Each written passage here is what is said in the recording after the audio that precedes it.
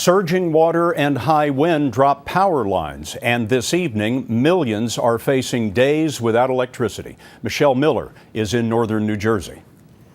This downed tree in Maplewood, New Jersey has become a life and death obstacle for Pam Katuth. I was out of my mind, hysterical. The tree has left her in the dark and unable to care for her disabled husband and autistic son. My husband is very uncomfortable right now. He's got a lot of injuries from his accident, and I just feel like it's just not a safe place. Nearby, people are finding themselves relying on neighbors in the other end of an orange extension cord. We literally ran downstairs. At the height of the storm, Andrea Garrido's power went out, and so did her only defense against flooding, her sump pump. She reached out to a friend who plugged her right in. I mean, that is our lifeline. It really, without it, we would have had a complete disaster in our basement.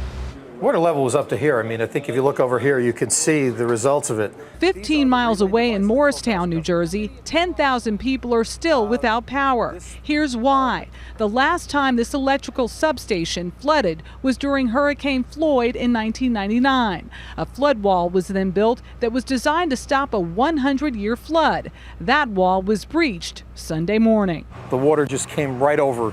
You couldn't see this wall when this substation flooded. Up and down the East Coast, power crews have been overwhelmed by the amount of damage to the electrical grid.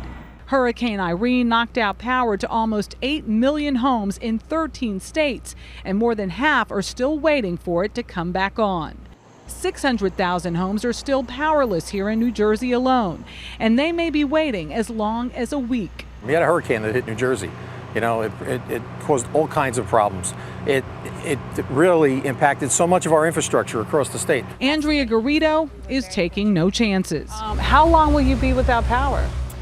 Well, PSE&G, they were saying 3 to 5 days. My neighbor told me he got an email saying up to 7, so we're not really sure. Will you stay connected? We will be connected. Yes. And what makes a scene like this so dangerous is that people assume that downed power lines in a blacked out neighborhood are dead. But police tell us, Scott, assume they're not. Thanks, Michelle.